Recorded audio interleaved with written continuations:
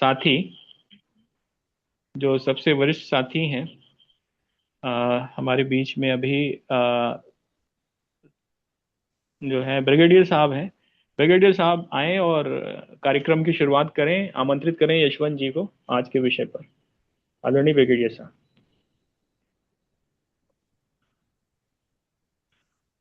जी जी brigadier जी जी। जी। उनके बारे में आप जरा थोड़ा डिटेल बता के बताइए, फिर मैं ज्वाइन करता हूँ। हाँ, यशवंत जी प्राकृतिक भवन निर्माण विशेषज्ञ हैं और ये पूरे देश में प्राकृतिक भवन निर्माण के लिए काम कर रहे हैं। और बाकी इतना ही उनका परिचय है, यही उन्होंने मिशन बना रखा है। और आप उनको आमंत्रित करिए और बाकी विषय पे वो विस्तार से रखेंगे, जहाँ रखेंगे। ब्रिगेडियर साहब। धन्यवाद, सभी को धन्यवाद। ये तो बड़ा अच्छा विषय आज सेलेक्ट किया है। प्राकृतिक रूप से रहना, लिविंग प्राकृतिक और प्राकृतिक ऊर्जा से ही मेंटेन करना, तो हमारी पर्यावरण की सभी समस्याएं खत्म हो जाएंगी। क्योंकि हम इसका ऊर्जा का मिसयूज कर रहे हैं और भवन निर्माण करके धरती का सत्यानाश कर रहे हैं। ईंट बनाते हैं, उसमें कितनी एनर्जी लगती है, सीमेंट बनाते हैं, उसमें कितनी एनर्जी लगती है। आप सब समझ सकते हैं कि लोहा भी हम जमीन से निकाल के जब उसको लोहे के रूप में लेते हैं तो सारी सब एनर्जी वेस्ट लगती है। जिसका आप अगर इन सब चीजों का ध्यान करें तो कितने पेड़ कटेंगे, कितने वो होंगे, होते हैं, ये सब अवॉइड हो जाएगा और पर्यावरण का बहुत बचत होगा। ऐसा मैं समझता हूँ। मेरा भी एक साथी गाय के गोबर से और चूना और इससे ईंट बनाता है, और वो बहुत ही इफेक्टिव, और एसी की भी जरूरत नहीं, बहुत अच्छा सिस्टम है। मैं उनके साथ काफी दिन तक रहा हूँ। और मलिक साहब हैं रोहतक से, उन 3-4 जगह बदल के बहुत अच्छा ट्रेनिंग भी देते हैं। उस तरह का बहुत लार्ज स्केल पे पर हम बचा सकते हैं। यशवंत जी हैं हमारे साथ, वो यही काम कर रहे हैं। और मैं उनसे रिक्वेस्ट करता हूं कि आप इस विषय को रखिए 35-30 मिनट, और फिर इसके बाद अन्य कोई लोग अपने कुछ विचार रखें, या इसमें कोई क्वेश्चन पूछें तो उनका आंसर दीजिए। धन्यवाद। यशवंत सिंह जी, आप शुरू करिए। जी जी जी, सभी उपस्थित सज्जनों को मेरा प्रणाम। मैं यशवंत राज जोधपुर राजस्थान से हूँ वैसे तो, और मेरा भी गुजरात सेक्टर में ये जो भुज है, भुज के एरिया में अपना कुकमा है, वहाँ पर हमने एक सेंटर बनाया हुआ है इस चीज़ का। और मेरा आज का विषय है ये ऊर्जा आधारित जीवन दृष्टि और प्राकृतिक भवन निर्माण की अनिवार्यता। ये वैज्ञानिक तत्व भी है आज के जीवन में कि इसका जो मूला जीवन का मूलाधार है वो ऊर्जा ही है। चाहे हम वो जीवनी शक्ति मतलब जो प्राण शक्ति है वो भी अपनी ऊर्जा ही है। हमारे जो विचार हैं, जो विचारों की तरंग, वो तरंगों से जो विचार उठते हैं वो भी ऊर्जा का ही रूप है। पृथ्वी का वायुमंडल अपन ले लें, या पृथ्वी का जो भूगर्भीय क्षेत्र, जो आपने जैसे बताया लोहा, पृथ्वी के गर्भ में काफी खनिज वगैरह पदार्थ होते हैं, तो वो भूगर्भीय क्षेत्र हो गया। या फिर हम सौर ऊर्जा से को ही ले लें, जो सौर ऊर्जा से ही जो समस्त जीव जंतु एवं वनस्पति, उसी से पोषण होता है। सौर ऊर्जा से ही सब कुछ ऊर्जा के संतुलन और प्रवाह पर निर्भर है। मतलब जब ऊर्जा का संतुलन होगा और उसका प्रवाह सही होगा, तो ही हमें जीवन अच्छा रहेगा। और इसी ऊर्जा सत्य को समझने और जीवन में उतारने का व्यवहारिक विज्ञान वास्तु है। जैसे हमारे पौराणिक ये जो है पौराण है, अर्थवेद वगैरह है, स्थापत्य कला है, इसमें वास्तु वास्तु के अंदर जितना पर्यावरण के लिए लिखा गया है, चाहे आप देख लीजिए इंटरनेशनल, जर्मनी हो गया, यूएस हो गया, वो काफी रिसर्च करते हैं। वास्तु के बाद में पर्यावरण का कुछ भी नहीं है। पर्यावरण के लिए वास्तु ने बहुत गहन, और जो हमारे ऋषि मुनियों ने बहुत गहन अध्ययन और रिसर्च बेस्ड थ्योरीज और सिद्धांत है उनके, और उसी का स्वाभाविक विस्तार है प्राकृतिक भवन निर्माण। तो वास्तु का ही विस्तार है जो प्राकृतिक भवन निर्माण है। तो उसका, जैसे सौर ऊर्जा से जीवन तक अपन एक बात, एक सतत श्रृंखला।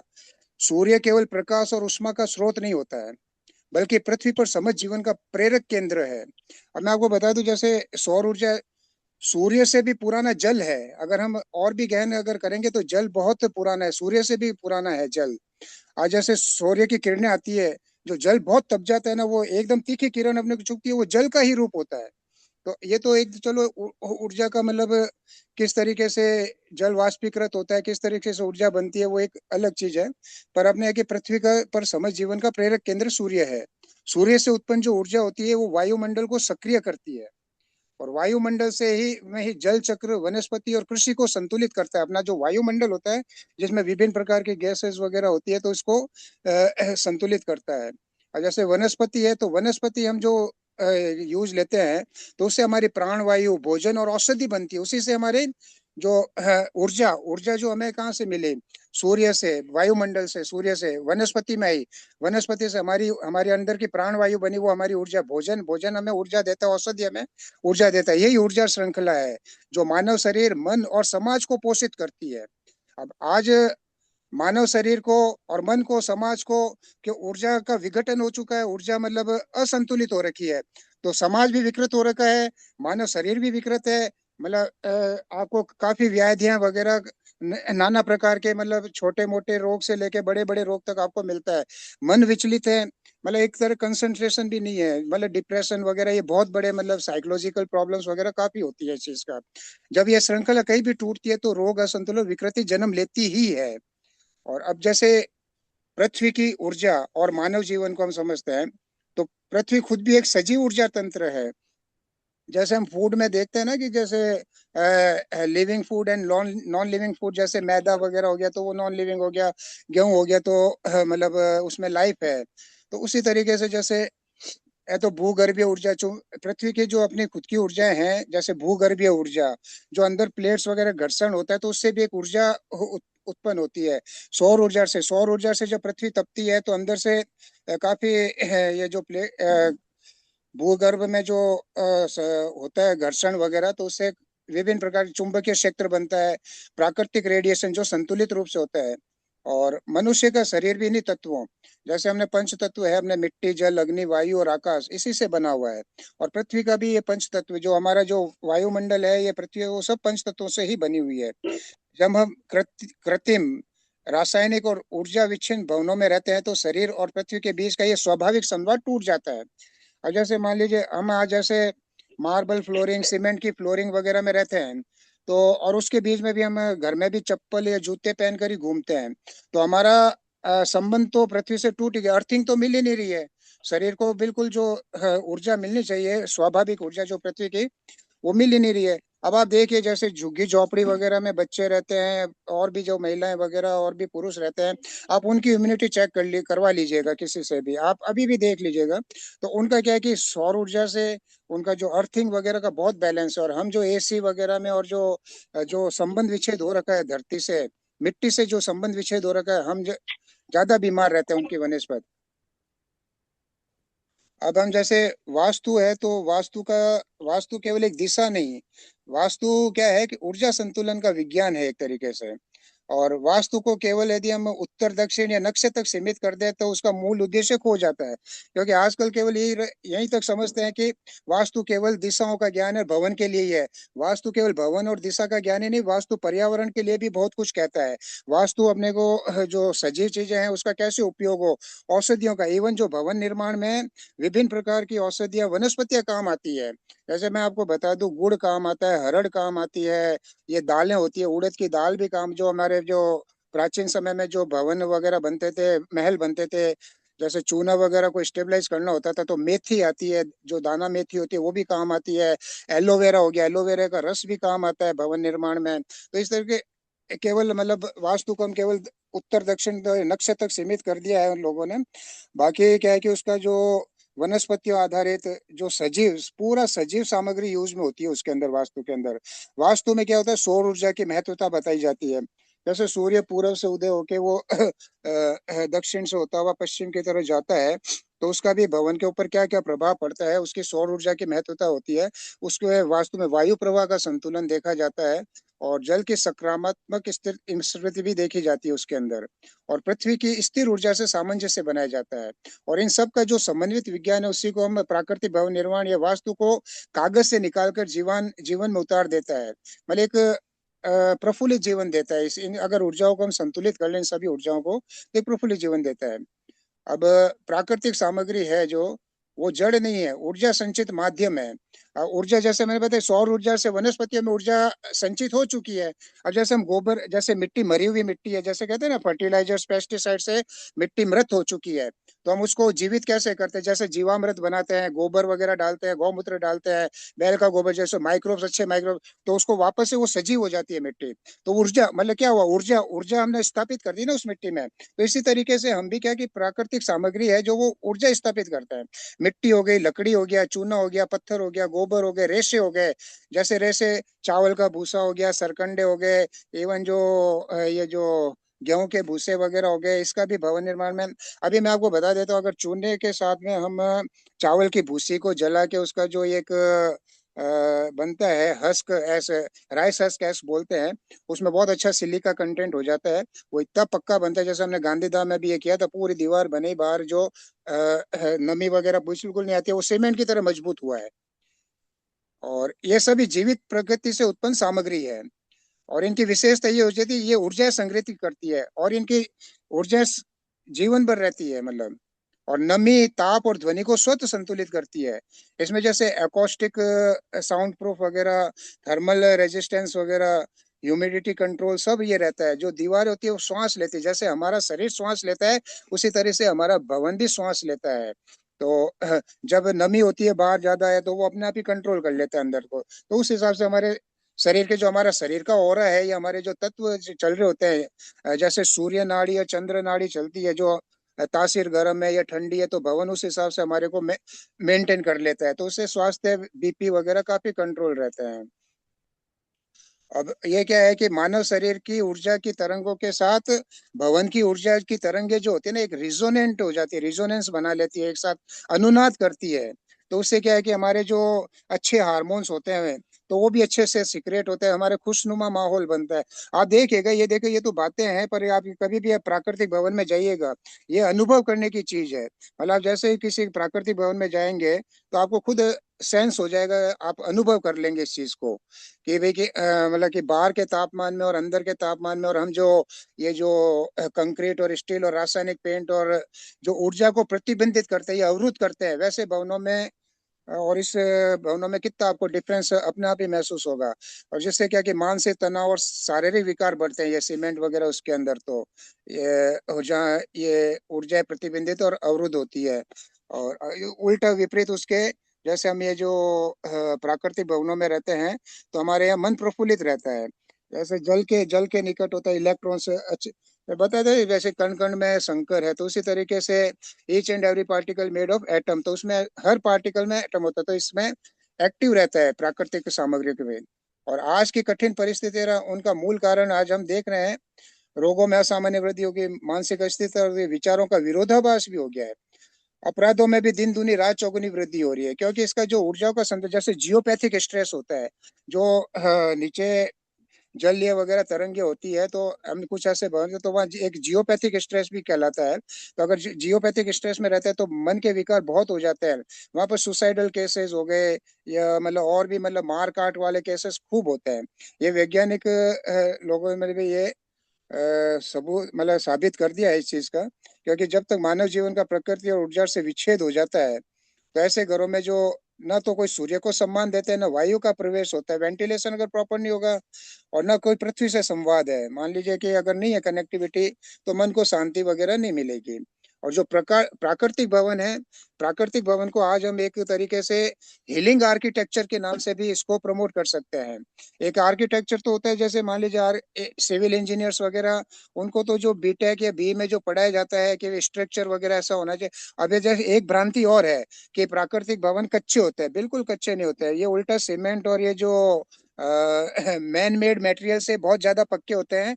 और इसके उदाहरण आपको दक्षिण के मंदिर देख लो, उत्तर भारत के मंदिर देख लो, चाहे महल देख लो, कुछ भी जो हजार हजार सालों से आज भी मतलब कायम है, और ये लोग मानते भी हैं। तो इसको एक आज हम अगर इसको मानव समाज के हिसाब से देखें, तो एक हीलिंग आर्किटेक्चर सब्जेक्ट की भी बहुत जरूरत है। यदि सभी आयामों को ध्यान में रखकर हम प्राकृतिक भवन बनाए, और केवल वो आश्रय नहीं रहता, वो उपचार का माध्यम बन जाता है। अब शारीरिक स्तर पर हम देखें, संतुलित तापमान भी हो, शुद्ध वायु भी हो, नमी का नियंत्रण भी हो, श्वसन व त्वचा रोगों में भी कमी आ जाएगी। मानसिक स्तर पर भी बहुत मतलब अच्छा सुधार होगा। और प्राकृतिक बनावट हमेशा मन को स्थिरता देती है, ध्वनि का शोषण करके आंतरिक शांति करती है, प्रकाश का संतुलन करती है, जिससे तनाव में कमी आती है। और सामाजिक स्तर पे क्या होगा, यदि व्यक्ति शांत होगा तो शांत परिवार होगा, शांत परिवार होगा तो संतुलित समाज होगा, और संतुलित समाज होगा तो अपराध में स्वतः कमी आएगी। अब जैसे मान लीजिए, अब मैंने आपको बताया कि वनस्पति से भी आ रहा है, जब हम भोजन करते हैं केवल भोजन से ही मतलब हम समग्र विकास नहीं कर सकते मानव का। भोजन का जैसे मैंने बताया था कल भी कि अगर हम बढ़िया सा बढ़िया भोजन कर लें, दूध बादाम वगैरह केसर वगैरह उसको मिला के कर लें, और एक हल्का सा नींबू का हल्का सा भी उंगली का टच करके उसमें घुमा दिया जाए, तो वो भोजन स्वतः खराब हो जाता है। तो जैसे यहाँ ऊर्जा का असंतुलन होता है, आप देख लीजिए, ऑब्जर्व कीजिएगा, बहुत अच्छा ऑर्गेनिक भी ले रहे हैं, न्यूट्रिशनल सप्लीमेंट्स भी ले रहे हैं लोग, फिर भी कुछ ना कुछ घर में प्रॉब्लम है उनके, तो क्योंकि वो उनका ऊर्जा का समन्वय नहीं है उनके शरीर के साथ में। अब और हमारे ये कि प्राकृतिक भवन कोई निर्माण का कोई विकल्प नहीं है, बल्कि आने वाले समय की आज के तारीख में अनिवार्यता है। ये जीवन की रचना का है, मतलब प्राकृतिक भवन बनते तो केवल दीवारें उठाने का काम नहीं है कि हमने दीवारें उठा ली वगैरह, तो इसके जो अंदर के जो मानवता की पुनर्स्थापना का मार्ग है, जिसमें पर्यावरण का भी बहुत ध्यान रखा जाता है। आप वास्तु के अंदर देखिए, वास्तु के अंदर वनस्पतियों का भी बहुत विवरण है कि आपके किस तरीके के पेड़ कैसी ऊर्जा प्रदान करते हैं, घर के आजू बाजू में कैसे पेड़ होने चाहिए, नुकीले पत्तों वाले ऊर्जा सकारात्मक होती है, गोल पत्तों लेके उसकी और सकारात्मक, किसी की नकारात्मक होती है। तो पत्तियों के आधार पे भी ऊर्जा का उन्होंने बहुत अच्छा विवरण दिया है, सामग्री के अलावा भी।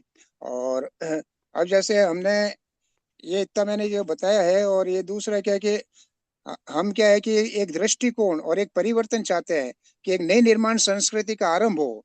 और ये एक मतलब एक अकेला आदमी तो कुछ कर नहीं सकता है कि भाई कि एक जो मेरा दृष्टिकोण और हम परिवर्तन चाहते हैं, तो ये एक जो समग्र सारा होगा तो एक पूरा कंबाइंड में ही होगा, मतलब एक समाज को, एक मतलब बहुत बड़े समाज को एक साथ होकर ये करना पड़ेगा। और इसके लिए हमने ये भी हमने परिकल्पना की है कि 1 लाख आबादी के ऊपर मैं सुपरवाइजर तैयार करने को इच्छुक हूँ, कि वो मतलब पूरा जो भी वास्तु है, ऊर्जा है, क्या क्या प्राकृतिक सामग्री होती है, क्या क्या किस तरीके के स्ट्रक्चर होना चाहिए, लोड बियरिंग वगैरह, तो ये सारा उनको हम समझाएंगे, बताएंगे, सारा प्रैक्टिकल इंटर्नशिप भी कराएंगे। तो अगर 1 लाख आबादी पे एक सुपरवाइजर बनता है, और आगे से आगे धीमे धीमे सब इस तरीके का कुछ स्ट्रक्चर बने, कोऑर्डिनेशन हो, तो इसमें जो निर्माण जगत में एक थोड़ा हम परिवर्तन ला सकते हैं, जो प्राकृतिक भवनों के लिए जो मिथक है तोड़ सकते हैं लोगों के प्रति।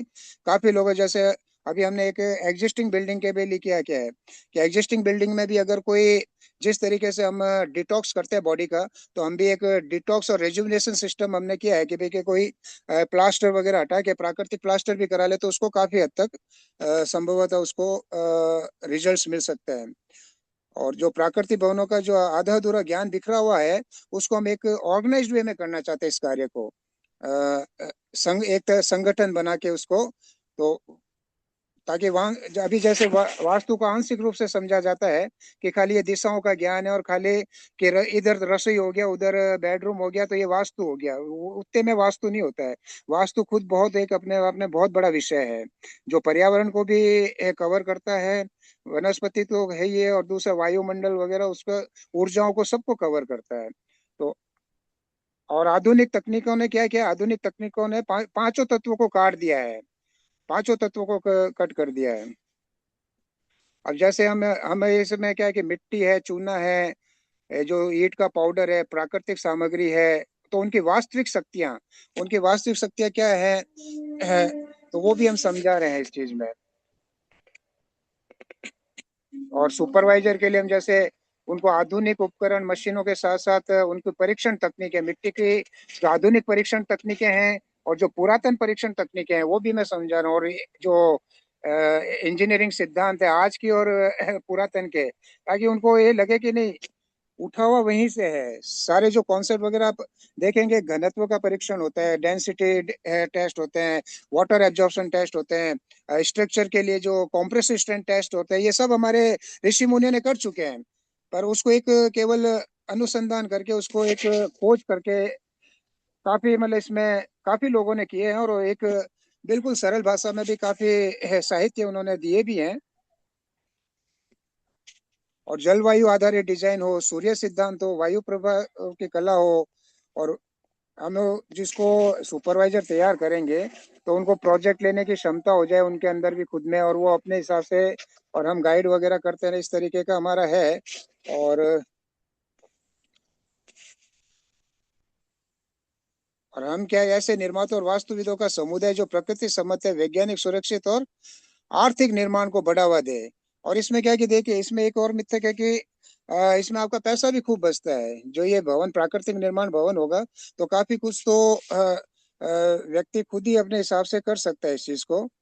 और प्राकृतिक निर्माण को सरल, वैज्ञानिक और मुख्य धारा में लाना है, और वास्तु और आधुनिक तकनीक के बीच के खाई को खत्म करना है, और परंपरा और विज्ञान पर आधारित कम लागत पर अधिक दीर्घायु निर्माण पद्धतियों को लोकप्रिय करना है। तो इस तरीके का हमारा ये ऊर्जा संतुलन का है, जो भवन के द्वारा हम प्राप्त कर सकते हैं। और जैसे मैं इसमें बता दूं, हमने सूर्य सिद्धांत, वायु प्रवाह, जलवायु भवन, शिल्प शास्त्र, आधुनिक और प्राचीन मापन प्रणाली, ये सारा हमने इसमें कवर किया है। और हम एक इसमें ये भी चाह रहे हैं, जैसे जिस तरीके से प्राकृतिक भवन निर्माण के जो आर्टिसन हैं, कारीगर हैं, कामगार हैं, जो ये कला जानते हैं, और कुछ तो ऐसे जो अपने तक ही सीमित रखना चाह रहे हैं, क्योंकि उनके पास ऐसा कोई सिस्टम नहीं है आज की तारीख में जिससे वो सीखने के बाद रोजी रोटी मिल जाए उनको। और और उनको एक्सेप्ट करने वाले भी इतने तादाद में नहीं आज समाज के अंदर। और ना समाज में जो कोई चाहता भी है ना कि इस तरीके का आर्टिसन आ जाए और मेरा इस तरीके का कार्य कर दे, उनको जानकारी भी नहीं है। तो हमारे पास इस तरीके के आर्टिसन और कारीगर और कामगारों की भी सूची है, जो मतलब बहुत एक्सपर्ट है इसमें प्राकृतिक भवन में। जो पहले हमारे जैसे राजस्थान में चूना बेस्ड, ये सुर्खी बेस्ड, ये जो आरएस प्लास्टर, चमक वाला प्लास्टर वगैरह, जो पूरा नेचुरल नेचुरल पेंट भी, जो नेचुरल पेंट भी 100 साल तक खत्म नहीं हो गए, जिसमें ये वॉलेटाइल के केमिकल्स वगैरह कुछ नहीं होता है। वो जो प्राकृतिक जैसे बने फूलों से, सब्जियों से, इनसे भी इनके रस निकाल के और इनका जो रंग निकाल के उसको स्टेबलाइज करके कलर बनाते हैं, वो आज भी है हमारे पास में। वो चाहते हैं कि हमारी, उनको भी पहचान मिले, तो हम ये भी चाह रहे हैं उनको भी पहचान मिले, और उनको समुचित उनका मतलब मान भी मिले। समुचित मान के साथ साथ उनको उनका मतलब क्या कहते हैं, धन भी मिले उनको। क्योंकि काफी होता है कि साहब ये तो इतना है। भाई देखो, जो कोई चीज प्राकृतिक होती है ना, जो कुछ जैसे ऑर्गेनिक में भी मान लो 100 रुपया किलो कोई गेहूं मिल रहा है, तो ऑर्गेनिक अपन 125 रुपये किलो बेचते हैं। तो इसी तरीके से प्राकृतिक सामग्री में भी ये हो जाता है कि 100 रुपए की कोई सीमेंट मिल जाए तो इसमें भी 110 120 रुपया जाता है, क्योंकि उसमें मेहनत लगती है, लेबरियस काफी होता है। और हम भी ये चाहते हैं कि उसका आर्टिसन, कारीगर, कामगार का भी शोषण नहीं हो, और जो उसको उसको वो दाम मिलना चाहिए जो उसका हकदार है। और आर्टिसन भी ऐसा मुंह मांगा दाम नहीं ले ले कि उसको, कि मतलब कि परिवारों का या समाज का मोह भंग हो जाए इस चीज के लिए। तो हम ये भी, इसका भी सिस्टम एक डेवलप कर रहे हैं इस चीज के लिए, कि दोनों के बीच की खाई को हम कैसे पूर्ण कर सकते हैं। तो इस दूरी को मिटाने के लिए हम प्राकृतिक भवन निर्माण कामगारों को उनका समुचित श्रम मिले, उनको सम्मान मिले, ऐसा संगठन समुदाय भी खड़ा करना चाहते हैं, जिससे क्या है कि समाज को भी अच्छा लाभ मिले और उनको भी अच्छा समुचित श्रम और सम्मान मिले। और जब ये प्रकृति ने हमें भरपूर रंगों से रंगा है संसार को, तो हम प्राकृतिक रंग रोगन सब उपलब्ध है, फिर हम रसायन युक्त रंग क्यों काम में ले रहे हैं? क्योंकि अब देखो, रसायन युक्त रंग काम में ले रहे हैं, रसायन युक्त सारी चीजें काम में ले रहे हैं। अब जैसे मार्केट, अब अंग्रेजी वर्ड है ये मार्केट, ये मार्केट नहीं होके एक तरीके से मारकाट वाला काम हो गया है। और ये फार्मा इंडस्ट्री, जैसे मेरा सोचना है, जैसे हम विचार रखते हैं कि जो फार्मा इंडस्ट्री बहुत बड़ा है, और एक जो चलता है कि मानव समाज को कैसे बीमार करें, और मानव समाज बीमार होगा तो ये फार्मा इंडस्ट्री और जो मेडिकल जो है, मेडिकल साइंस कैसे ग्रो करेगा। तो जब तक मानव को बीमार नहीं करे, समाज को बीमार नहीं करेंगे, तो ये फार्मा इंडस्ट्री और ये मेडिकल साइंस नहीं चल पाएगी। तो ये मार काट वाली बात हो गई है। तो अब ये क्या, कस्टमर भी क्या, कष्ट से मरने वाला कस्टमर बना दिया है। हम हमें तो जो ग्राहक बनाने हैं साहब, हमारा जो शुद्ध है ना ग्राहक, ग्राहक क्या होता है, जो ग्रह मतलब ग्रहण करना, स्वीकार करना, अपनाना, धारण करना। हम ये चाहते हैं कि हमारा जो प्राकृतिक भवन निर्माण है और ये जो संस्कृति है, कोई ग्राहक है उसको स्वतः ग्रहण करे। हम उसको थोपना नहीं चाहते, कि वो देखे, मतलब समझे उस चीज को, उसको स्वीकार करे, ग्रहण करे, अपनावे या उसको धारण करे। खुद के जीवन में तो करे करे, अपने परिवार में, कुटुंब में, अड़ोस पड़ोस, समाज में भी। तो इस तरीके का हम एक माहौल बनाना चाहते हैं। तो ये क्या है कि अब ये कोई वस्तु या सेवा विचार को ग्रहण करे, उसे ग्राहक कहते हैं, वो वाली बात हो गई। ग्रहण ग्रहण करने वाला, स्वीकार करने वाला होना चाहिए। हम थोपना भी नहीं चाहते कि हमारे से प्राकृतिक बन गए, करो ही करो, ऐसा कुछ करो करो। तो हम कुछ इस तरीके का जो ब्रांडिंग बोलते हैं ना, तो ब्रांड इस तरीके का बने प्राकृतिक भवन का कि वो अपने आप ही ग्रहण करना शुरू कर दे, है ना। तो ग्राहक केवल खरीदने वाला व्यक्ति नहीं चाहिए हमें, बल्कि वो चाहिए जो उसके मूल्य को समझकर स्वीकार करे और उसकी उपयोगिता को, मतलब उसको अनुभव करके, अब अनुभव करके उसको उपयोग को समझे और उसको अपनावे, और उसका विश्वास के साथ हमारा संबंध बने। तो इस तरीके का हम ये चाहते हैं। तो इस तरीके का कोई संगठन हो। एक्चुअली क्या है कि मैं काफी समय से था, फिर हमें बात हुई। तो मेरा क्या है कि थोड़ा संगठन को कैसे बनाना, कैसे उसको मैनेज करना, ये वो सारा। जैसे बिजनेस प्लान भी है, तो हम भी पहले देखते थे short term planning, long term planning, mid term planning, flexible planning होनी चाहिए, ये सब कुछ होना चाहिए काफी। तो एक अगर मेरे को कोई प्लेटफॉर्म मिल जाता है और हमारे इस तरीके से साथ हो जाए, तो हम इस पे बहुत कुछ करना चाहते हैं, सबको जोड़ के और एक अच्छा समाज में कार्य करना चाहते हैं।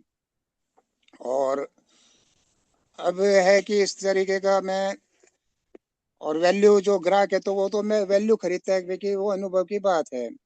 और अभी जैसे मैं आपको बता दूं। यशवंत जी, आपका प्राकृतिक भवन और ऊर्जा के बारे में खत्म हो गया, तो कुछ लोग क्वेश्चन पूछेंगे या आगे बढ़ेंगे? ये बाकी बस बस विषय बस दो अलग से दो हम दो डिस्कस कर लेंगे।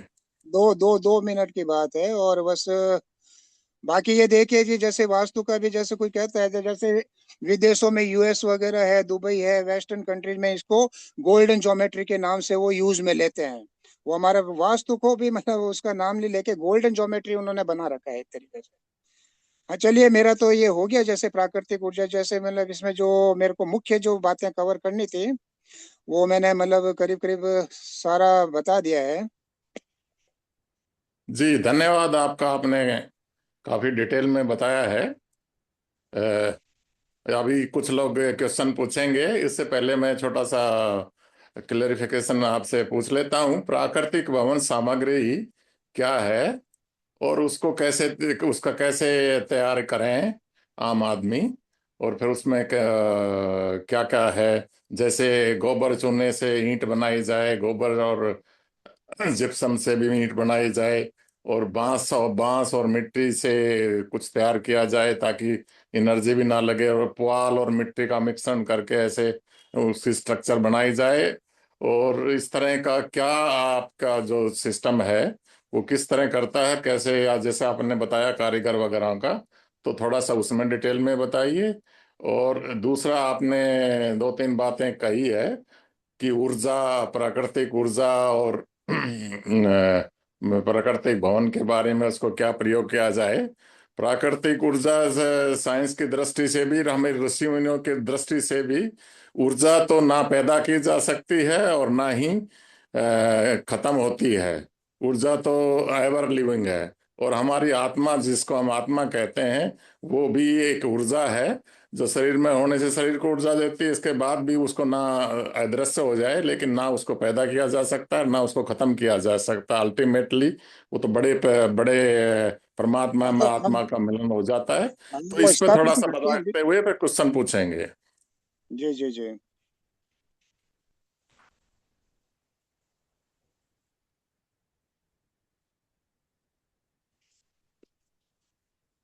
बोलिए जसवंत जी। हाँ जी। हमारा क्या है कि आप जैसे हम, प्राकृतिक भवन की सामग्री कैसे तैयार की जाए, और फिर ऊर्जा के बारे में ये बताइए जो मैंने पूछा है। हाँ, प्राकृतिक भवन की सामग्री का ऐसा है, जैसे हम तो हमारा मेन उद्देश्य रहता है कि जहाँ का लोकल होता है ना, जो लोकल में ही जो अवेलेबल रिसोर्सेज हैं, जैसे मिट्टी सब जगह अवेलेबल है, ठीक है ना। तो उसी मिट्टी को हम विशेष ज्यादा से ज्यादा मिट्टी को यूज करते हैं। और वहीं के मतलब मिट्टी से ईंट का निर्माण भी हो जाता है। और दूसरा जैसे चूना, जैसे कहीं कहीं कहीं चूना नहीं अवेलेबल होता है, तो चूना तो मंगाया भी जा सकता है। और मिट्टी हो गया, ये चूना हो गया। गोबर का क्या, गोबर का लिपन में, गोबर का क्या कि है, बेसिकली क्या है कि इतना प्रोडक्शन नहीं हो पाता है कि काफी कमी रहती है। कि ईंटों का भवन निर्माण में ज्यादा से ज्यादा मिट्टी का ही उपयोग करते हैं। जैसे उसकी नींव की खुदाई हो गई तो वहां की मिट्टी हो गई, तालाब की मिट्टी हो गई, इस तरह की मिट्टी से लाके हम उसको स्टेबलाइज करते हैं, मतलब उसको फर्मेंट करके उसको स्टेबलाइजेशन हो जाता है। तो उसके अंदर जैसे प्राकृतिक हम जैसे गुड़ हरड़ का भी मिश्रण डालते हैं, मेथी का भी डालते हैं।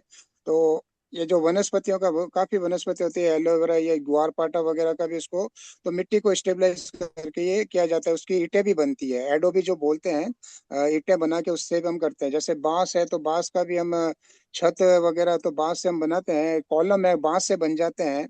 अलग अलग तरह के बांस की जो आती हैं स्पेसीज, तो उसके हम बांस के कॉलम बन गए, बीम बन गए। और दूसरा क्या है कि छत के ऊपर भी जो राफ्टर वगैरह जो डालते हैं वो बांस से बन जाते